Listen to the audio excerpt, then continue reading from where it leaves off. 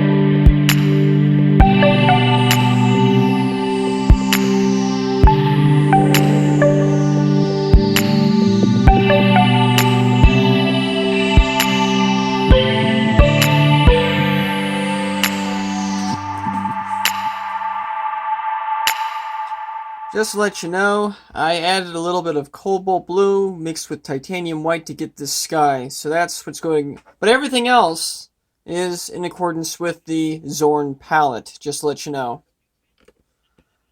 Now this one right up here does have the Zorn palette sky, so you can see the difference between this versus this right here. And since I'm the artist, I can do whatever I want to do.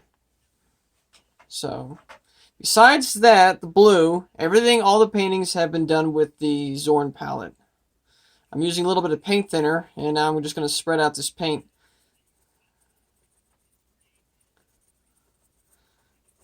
I've slowed down the video. I'm almost done. But I want to slow it down just to show you. But doing these foregrounds is actually pretty easy. So let's speed it up now.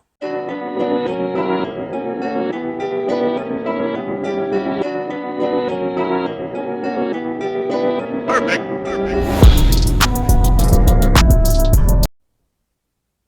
Well, now I am finished. So anyway, these were the last two paintings that I did for this sequence, and these were the last two that I actually am the most happy with. The very first painting that I did with the Zorn palette, because the Zorn palette's a bit new for me, was this one right here. And then I did a second one, very much like that.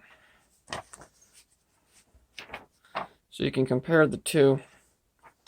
I changed it up. I was somewhat happy with that.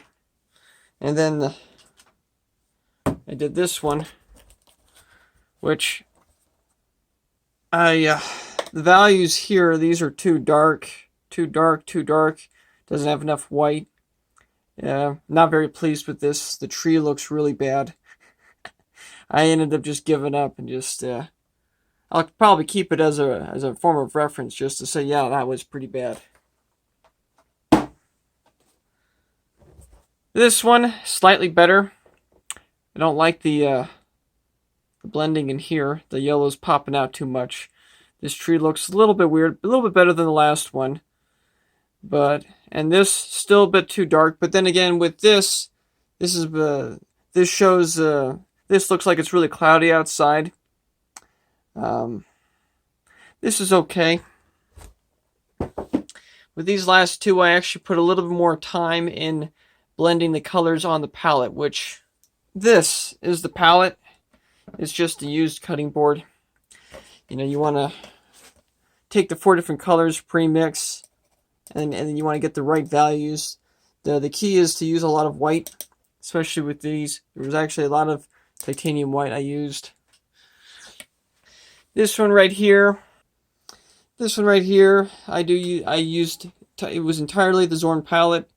You mix a little bit of ivory black with some titanium white. You can even add a little bit of red to it to give it this sort of shade or color. But the cool thing about a limited palette is that it challenges you to really mix the colors and try to create as many values as possible.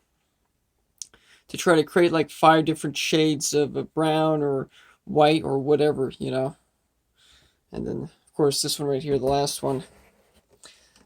It conforms with the Zorn palette except for the sky. The sky, I mixed titanium white with cobalt blue to give it that sort of mix. You can't get anything like that with the Zorn palette. It gives limited range when it comes to blues. And there's certain times as a painting, it requires the use of blue. So in this case, I added a little bit of blue because I wanted that blue to come out. I wanted to show that it's the afternoon, it's a clear sky, you know. So you know, that came out pretty nice, at least for, you know, well, what I was expecting. Now these were just painted in one layer. If I wanted to, I can wait for the paint to dry and then add more layers of paint on top of it to try to enhance it more. If there's one key that if there's one thing I know to be true, is that when you first get painting, it's very easy to want to oversaturate the colors. If you go out into nature and you look at nature very carefully, you'll notice that there's a lot of brown tones and a lot of gray tones. You're not going to see a lot of color. So you want to mix your paints where there's different shades of browns and grays, and you want to mute down your colors. You don't want to have oversaturated color. Even this blue, I desaturated the blue a lot with titanium white to give it that look. Well, anyway, I can't think of any better endings, so I'm just going to say bye.